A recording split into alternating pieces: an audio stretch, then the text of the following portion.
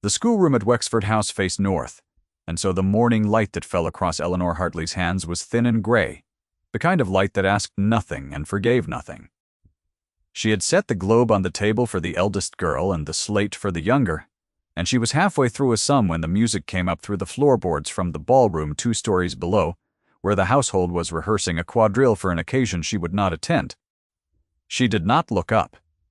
She had learned, in the 3rd week of her service, that to look up at the sound of music she was not invited to was to invite a certain sort of pity, and she had no use for pity.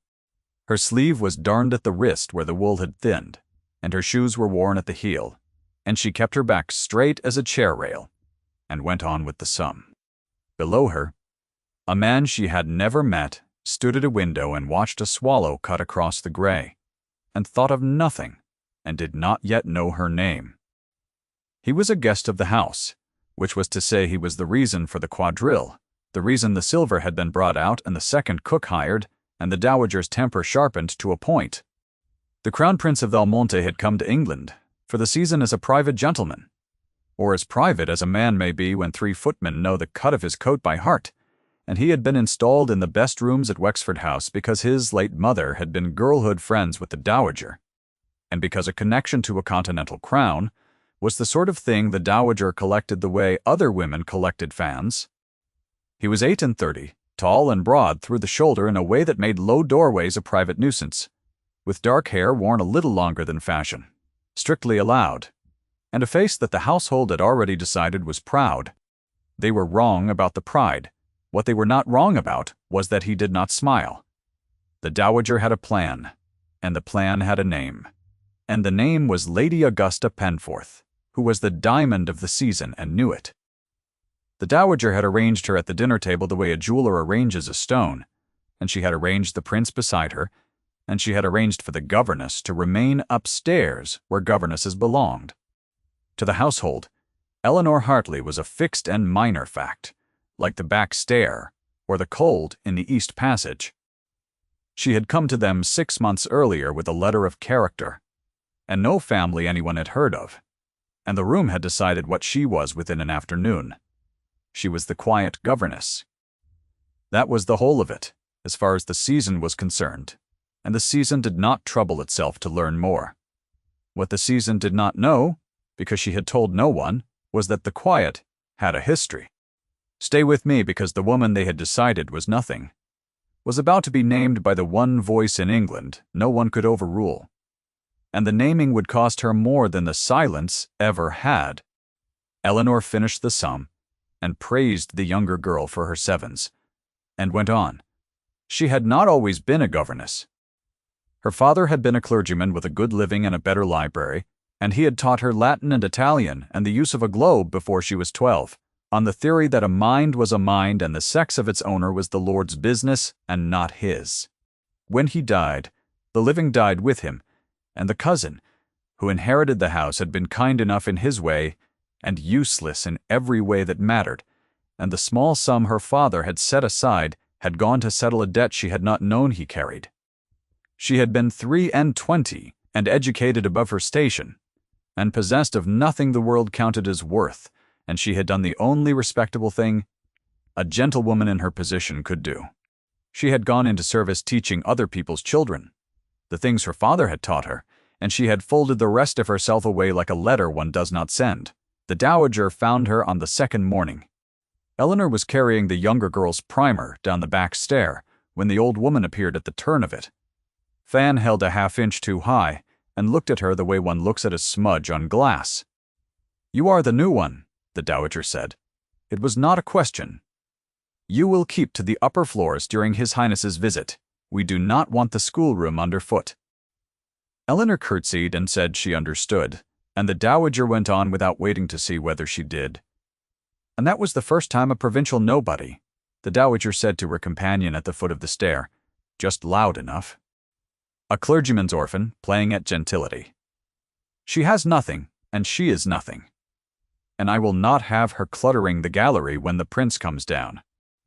The words found Eleanor on the stair as they were meant to, and she did not stop walking, and she did not let her face change, because a face that changes is a face that gives the speaker what she came for.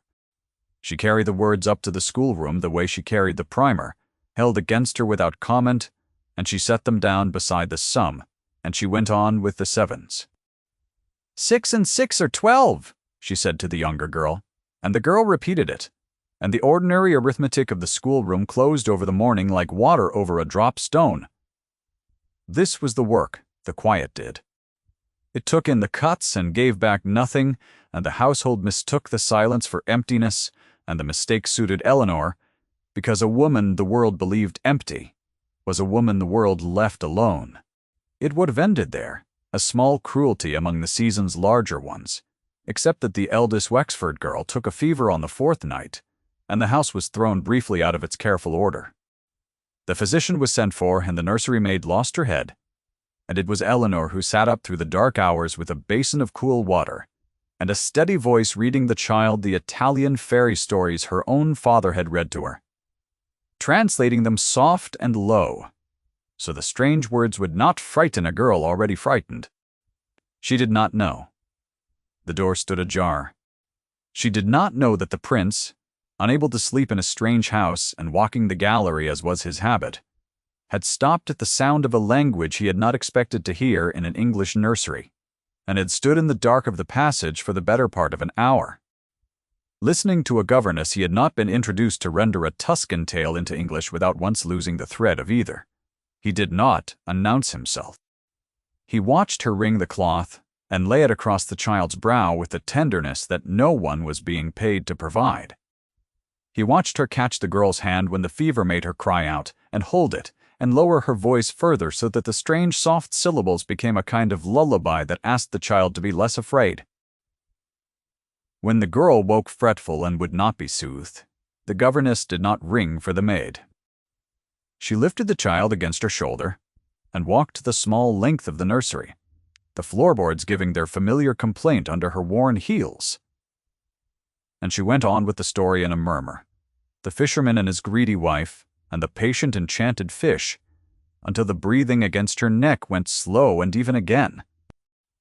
The prince had grown used, in palaces, to the spectacle of care performed for an audience. This was care performed for no one, in a cold room, by a woman who believed herself unobserved, and it undid something in him he had thought safely walled. He went back to his rooms before dawn and did not sleep at all. The child's fever broke by morning, and the household credited the physician, and no one thought to credit the governess, and Eleanor preferred it so. Yet the prince had begun to do a thing he could not afterward explain, which was to know exactly where she was in any room she entered. He could not have said how. He would be standing at a window with Lady Augusta speaking at his elbow, and some current in the air would shift, and he would know that the governess had crossed the far end of the gallery with a child's hand in hers, though he had not turned his head. His body had learned her before his mind would consent to it. He told himself it was nothing. He had been telling himself things were nothing for 4 years. He had grown expert at it. The wound he carried was 4 years old, and he had named it to no one in England. He had been married once, very young, to a gentle girl, chosen for him by a treaty and grown dear to him against all expectation. And she had died of a fever in a country he had taken her to for her health, in a room he had been kept from by physicians who swore the contagion would take him too, and leave Valmonte without an heir or a head. He had obeyed them. That was the part he could not lay down. He had stood in a corridor of grey stone, with a window at the end of it, and he had counted the panes of that window 40 times an hour through a night and a day, while 40 feet away in a closed room his wife grew weaker, and he had let rank and duty and the cold arithmetic of succession keep him from her hand. The physicians had been certain. The minister had been certain. A prince did not have the right to die of sentiment, they told him, when a country depended on his living, and he had believed them because believing them was easier than crossing the threshold and learning whether his courage was equal to his grief. She had died in the small hours, asking for him by the name only she had used, and he had not come, and the silence on the other side of that door, when the asking stopped, was the loudest thing he had ever heard. He had not forgiven the men who kept him out. He had not forgiven himself for letting them. And when he heard a governess sit up through the night with another man's feverish child, holding the hand no one had paid her to hold something in him that had been packed in ice for 4 years, shifted and groaned like a river under thaw. And he hated it, and he could not stop it. You may have guessed already what the household could not. Stay close, because the distance between what his body knew and what his mind would permit was the whole of the story, and it was about to be closed in the worst possible room. Eleanor, for her part, had guessed nothing. She had a wound of her own, and it told her a simple thing, repeated so often it had the weight of Scripture. No one would choose her. She was a problem solved, a position filled, a useful quiet in the corner of other people's lives, and the sooner she stopped expecting to be otherwise, the less it would hurt. So when the prince began to appear at the edges of her days, she read it as coincidence, and when he spoke to her, she read it as condescension. And when his eyes found her across a room, she looked away first, every time, because to hold his gaze was to hope, and hope was a luxury her circumstances had taught her to do without. He found her in the library on a wet afternoon. She had been sent down, against the dowager's standing order, to fetch a particular atlas the eldest girl required, and she had not expected the room to be occupied. He was standing at the tall window with a book unopened in his hand, and the rain ran down the glass behind him so that he seemed carved against it, a man the color of weather. She stopped at the threshold. She begged his pardon and said she would come back. "Stay," he said. The word was a command, flat and quiet, and it landed on her like a hand on the shoulder. She read it as displeasure. He meant it as the only kind of invitation he still knew how to give. She came in because he was a prince, and one did not refuse a prince, and she found the atlas, and she was halfway to the door with it when he asked her, without turning, what the Italian had been. Her hand tightened on the spine of the atlas. She said she did not understand him. 4 nights ago, he said. The child. You were reading her something, Tuscan. I should like to know what it was. And Eleanor stood in the wet gray light, and understood that he had been the shape in the dark of the passage, and her heart began to knock against her ribs in a way she could neither permit nor prevent. She told him it was a story about a fisherman who caught a fish that granted wishes, and how each wish made his wife greedier. A cottage, and then a house, and then a palace, and then the wish to command the sun itself, until the sea rose black against them, and they were put back in their hovel with nothing. She said it plainly, the way she said everything, to her betters with her eyes a little lowered and her hands folded on the atlas. The rain kept up its small, insistent tapping on the glass behind him. A coal settled in the grate with a soft collapse, and neither of them moved toward it. He was quiet for a moment. "And the moral," he said. She said that she had never thought the story had one, that she had always thought it was simply about people who could not see what they had until it was taken from them. He turned then and looked at her, and his face did the thing the household had never seen it do, which was to open very slightly, like a door left unlatched in a draught. "Yes," he said, "that is exactly what it is about." Eleanor felt the warmth climb her throat and was furious at it. She curtsied and said the child was waiting, and she carried the atlas up 2 flights of stairs with her pulse loud in her ears, and she told herself on every step that a prince's courtesy to a servant was not the same as being seen. Her body did not believe her. Her body had heard. Yes, that is exactly what it is about, and her body had no defenses left. The dowager, who missed very little, did not miss the way the prince's attention drifted upward in a house, toward the floors where a governess kept to her orders. She did not understand it, and what she did not understand, she crushed. She doubled the schoolroom's hours so that Eleanor would have no occasion to be seen, adding an afternoon of needlework, and a 2nd hour of music theory, and a long copying exercise that kept the governess bent over a desk from the breakfast bell to the dressing gong. She found errands that took Eleanor to the far end of the house, when the prince was in the near. She rearranged the children's airing so that their walk in the park fell at the hour the gentlemen took the terrace, and Eleanor, walking 2 small charges along the lower path, learned to keep her eyes on the gravel and her charges close, and to be a shape that the great ones above need not notice. The dowager believed she was managing a problem. She did not understand that a man who has spent 4 years learning to find the one true thing in a room of false ones is not deterred by being shown less of it. He noticed the governess's absence the way one notices a clock that has stopped. The quiet where she had been was louder than her presence had ever been allowed to be.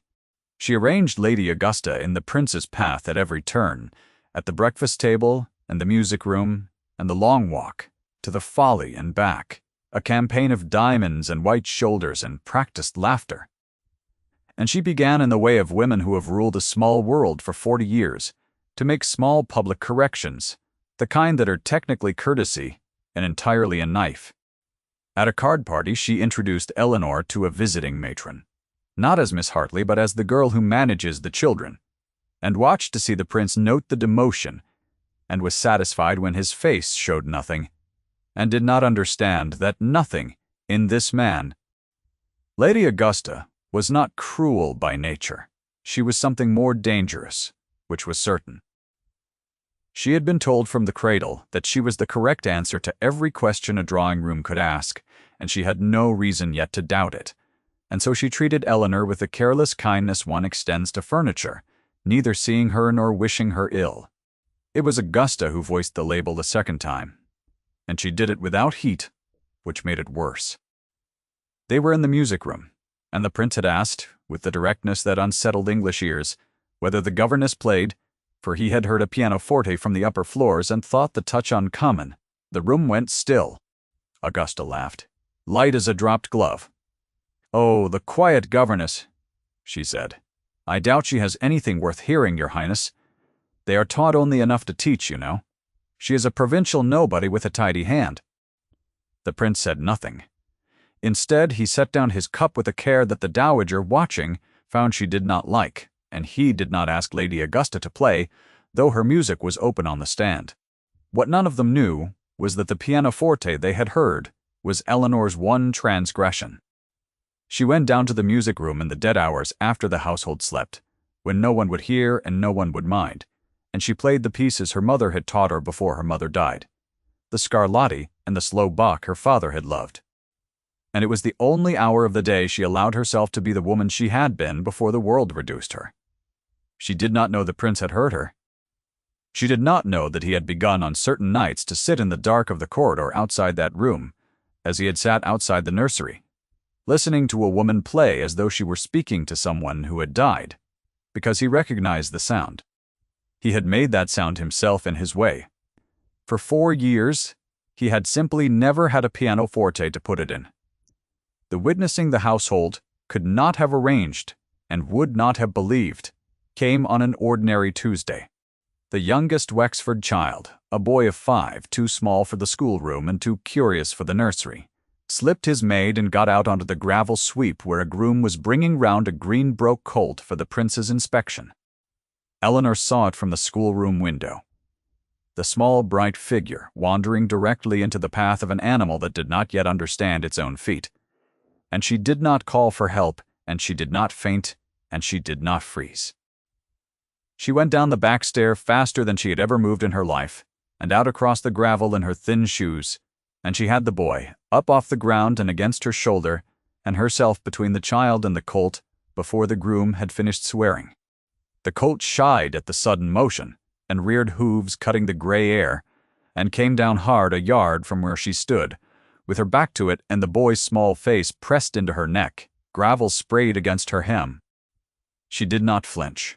She did not so much as turn her head, because to flinch was to let the child feel her fear, and a frightened child is a child who struggles, and a child who struggles is a child who is dropped. She kept her spine straight and her arms locked, and she said into the boy's ear, in the low, even voice she used for fevers and for fairy tales, that he was quite safe now, that she had him, that the horse was only frightened too, and meant no harm. The groom got the colt's head at last, and walked it off in a wide, trembling circle. The prince had come round the corner of the house in time to see all of it. He saw a woman in a darned gown put her own body between a child, not her own, and a half-broken horse, and stand there afterward perfectly still, murmuring to the boy in 2 languages until his crying stopped, and he found that he could not speak. That night, the dowager scolded Eleanor for going onto the sweep without leave, for making a spectacle, for forgetting her place. And Eleanor took the scolding with her eyes down and said nothing, because there was nothing to say that the dowager would hear. The prince, who had been meant to take the colt out the next morning, sent word that he would not ride until the animal was better schooled, and he did not give a reason, and the reason was that he had seen what the animal might have done, and he could not put it from his mind. He had begun to issue, in the days that followed, a series of small, flat commands that the household took for the imperiousness of a foreign prince, and that Eleanor took for cold dislike. "Come out of the cold," he said to her, finding her in the unheated gallery copying a map. "Sit," he said when she stood too long. "Eat something," he said once at a remove, having noticed that her plate at the servant's end of an occasion had gone back to the kitchen untouched, and having arranged, by a word to the housekeeper that he did not explain, that her tray be carried up to the schoolroom that evening with the better part of a chicken and a dish of the stewed apples. The children had not finished. The tray arrived without a note. Eleanor assumed the housekeeper had taken pity on her, and thanked the housekeeper, who looked confused. And the confusion told Eleanor nothing, because she had no framework in which a prince might think of whether a governess had eaten. She heard a great man ordering a small woman about. She did not hear what the audience by now could plainly hear, which was a man who had once stood in a corridor and let duty keep him from a sickbed, and who had sworn, without words, that he would never again watch from a corridor, while someone he could not stop himself from caring for went without. The thing came to its edge at the autumn ball, which the dowager had planned as the setting of Lady Augusta's triumph. The whole county came. The candles were lit in every sconce of the long ballroom, and the orchestra played from the gallery, and the terrace doors stood open to a cold, clear night, and the dowager moved through it all, like a general who has already won. Eleanor was not to attend.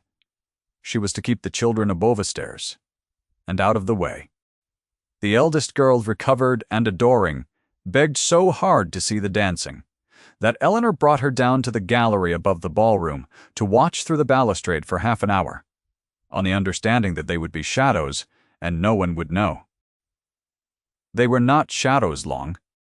The girl, leaning to see, dropped her little fan over the rail, and it fell, turning through the candlelight, and landed at the edge of the dancing. And a dozen faces turned up to the gallery, and found the governess and the child where neither was meant to be. The dowager's face, when she looked up, was a study. She crossed the floor and mounted the gallery stair with the orchestra still playing and the county still watching, and she did the cruelest thing she knew, which was to do it gently. "My dear," she said loud enough to Carrie, "you have quite forgotten yourself. We do not bring the help to the ball." And then, to the matrons gathered near, with a little laugh meant to make it nothing, "She has been told and told, but you know how it is. A provincial, nobody never quite learns where she belongs." That was the 3rd time, and it was the worst, because it was said in front of 300 people and a prince, and because Eleanor had no answer to it that would not make the spectacle larger, and so she gathered the child against her and turned to go, her face white and steady as a held breath, her worn heels silent on the boards, her one thought to remove the girl from a room that had decided to be cruel, and to do it without giving the dowager the spectacle of tears she so plainly wanted. The child had begun to understand that something was wrong and had pressed her face against Eleanor's side, and Eleanor put a hand to the small head and steadied it and climbed the first stair, and the second, with 300 faces turned up to watch the help be sent where the help belonged. The dowager had won. Everyone in the room understood that the dowager had won. The music played on. She had reached the top of the gallery stair with the child's hand in hers when a voice came up from the floor of the ballroom, level and unhurried and entirely without apology, and it carried to every corner of the suddenly attentive room. "Miss Hartley." Eleanor stopped. She did not at first understand that the voice meant her, because no one in this house used that name aloud. And she turned on the stair and looked down, and the Crown Prince of Valmonte was standing alone in the cleared center of the floor, but the dancers stalled around him, and he had spoken her name as though it were the only name in the room, the dowager's hand stilled on her fan. Lady Augusta, near the orchestra in a gown, the color of ice, went very still. The prince did not raise his voice. He did not need to. The whole county was already silent. "Miss Hartley," he said again, and now he came toward the gallery stair, crossing the floor in the unhurried way of a man who has decided something and will not be hurried out of it, and the crowd opened before him without being asked. "Will you come down?" It was not a question, in the way none of his sentences were ever quite questions, but Eleanor heard underneath it the only true question anyone had asked her in 6 years, which was whether she would consent to be seen. She came down the stair with the child still holding her hand. She crossed to him because there was nowhere else in the room to go, and she stood before him in her darned gown with 300 people watching. And she lifted her chin and met his eyes, and for once in her life she did not look away first. He looked at the dowager. Then he looked at the gathered room, and he said the thing that ended it, the single sentence that could not be unsaid in front of so many witnesses. And he said it plainly, the way he said everything. "This lady is to be my wife." 12 words, and not one of them poetry, and the room received them like a struck bell. For a moment, no one moved at all. Then the dowager's mouth opened, and produced no sound, and opened again. And what came out was small and fragmented, Your Highness.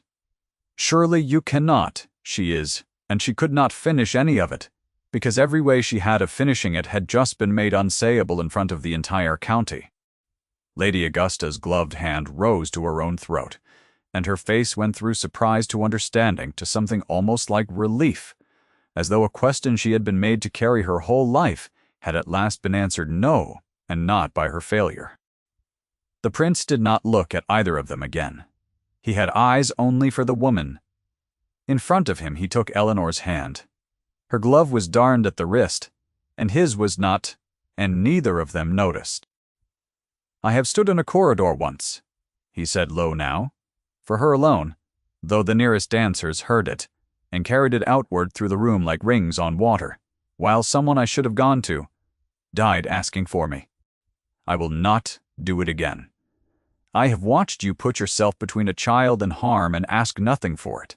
I have heard you turn a dead language into comfort in the dark. I knew your worth before I knew your name, and I have learned your name now. And I find I cannot do without either." Eleanor's mouth said the things a gentlewoman's mouth is trained to say. That this was impossible, that he could not mean it, that she was nobody. Her hand, inside his, had turned and gripped his fingers and would not let go. And he looked down at their 2 hands and back up at her face. And he understood the hand better than the words, because he had spent 4 years learning that the body does not lie, even when the mouth must. The dowager made one last attempt, because 40 years of rule do not surrender in an instant. She drew herself up and said with the last of her authority that there were proprieties, that an engagement could not simply be announced on a ballroom floor, that the family had a say, and it was then that the figure no one had marked all evening stepped forward from the edge of the crowd, a spare gray man in sober black who had arrived that afternoon and dined quietly and said little. He was the prince's own minister, sent ahead from Valmonte to attend his master, and he bowed to the dowager with perfect courtesy and said, in careful English, that His Highness was of full age and answerable to no family in England, that the betrothal wanted only the prince's word, and that the prince's word had been given before witnesses, and was, therefore, a fact the proprieties, he said gently, were satisfied. There was nothing further to arrange. The dowager sat down rather suddenly, in a chair. A footman had the presence of mind to place behind her, and the matter was, as the minister had said, a fact. Eleanor remembered very little of the rest of that night with any order. She remembered the eldest girl crying for joy and being told to hush, and the orchestra striking up again because no one knew what else to do, and the prince keeping her hand in his as though letting go were a thing that could no longer be permitted. She remembered the dowager's companion fetching the dowager a glass of wine, and Lady Augusta crossing the floor to her, of all people, and saying with a directness she had never shown before, that she was glad. that she had never wished to be a treaty either, and that she hoped Eleanor would be happier than the arrangement her own mother had planned would have made either of them. She said it quietly, standing very straight in her ice-colored gown with the candlelight catching the diamonds at her throat, and there was no bitterness in it, only a tired honesty that Eleanor had not expected and did not know how to refuse. "I was to be sold to a crown," Augusta said, "and you have saved me the trouble of being bought, and I find I am grateful, though it is not the thing a lady is meant to say." It was the first kind thing anyone in that house had said to Eleanor in 6 months, and it came from the woman she had been taught to think of as her rival. And Eleanor understood then that the hierarchy which had crushed her had been crushing Augusta too in its softer way all along. They were not friends, the two of them.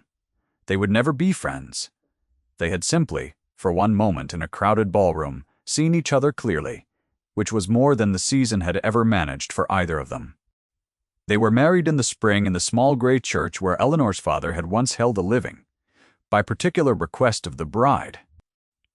The Crown Prince of Belmonte could have been married in a cathedral with a choir, and the gawking of half a continent, and he chose instead a country church with a cracked third pew and a vicar who stumbled over the word highness, because his bride had asked it. And because he had discovered in himself a willingness to give her things he had never thought to give anyone. The dowager was not present. She had retired. The season was given to understand, to take the waters at Bath for her health, and she did not return to Wexford House while the prince remained in it, and the house ran a great deal more warmly for her absence, which everyone noticed and no one said. The Principality of Belmonte, when Eleanor came to it, was smaller than she had imagined, and greener. A country of stone bridges and slow rivers, and people who watched their prince's foreign wife with a wariness that thawed the first time she addressed a delegation of them in their own language, which she had taught herself in a single hard winter. Because she had been a clergyman's daughter and had never in her life been able to leave a language alone. There was a child in the household when she arrived, a boy of 7, the prince's ward, the orphan son of the officer who had ridden for the physician the night the prince's wife died, and had himself died of the same fever, a week later. The prince had taken the boy in out of a debt he could never repay, and a guilt he could never name, and he had not known how to reach him, for the man who could not cross a corridor to a dying wife had no notion how to cross a nursery to a grieving child. The boy had been as walled and silent as the man who sheltered him, eating little, speaking less, watching the doorways of his new home as though waiting for someone who would not come. It was Eleanor who sat up with him through his first homesick nights, as she had once sat with a feverish girl in a house an ocean away reading him Tuscan fairy stories in the dark, translating soft and low the fisherman and the fish and the black rising sea, until the wall came down and the boy slept with one small hand fisted in her sleeve. On a winter evening in their first year, with snow falling slow and fat past the long windows of a room that was now hers, Eleanor sat at a pianoforte that had been her husband's wedding gift to her, and she played the slow Bach her father had loved, no longer in the dead hours. The prince's ward lay on the rug by the fire with a wooden horse, and the prince himself stood at the window with the snow at his back. And on the small table beside the pianoforte sat the one thing Eleanor had carried with her out of every house she had served, a worn miniature of her father, in a frame she had mended twice. The only proof she had that she had once belonged to someone who had thought a girl's mind was worth teaching. She had taken it out that evening, and set it where the firelight reached it. Her husband crossed the room while she played and stopped behind her, and rested his hands on her shoulders facing the snow, and he did not issue a command, because he had finally learned that there was nothing left he needed to protect her from. The music went on, the snow went on, the miniature watched from its mended frame, and the man who had once let a corridor keep him from a dying woman stood in a warm room with his hands on a living one, and stayed. If Eleanor's journey moved you, stay a moment at the end of it, and remember that the world's verdict on a person is so very rarely the last word. Thank you for staying until the close.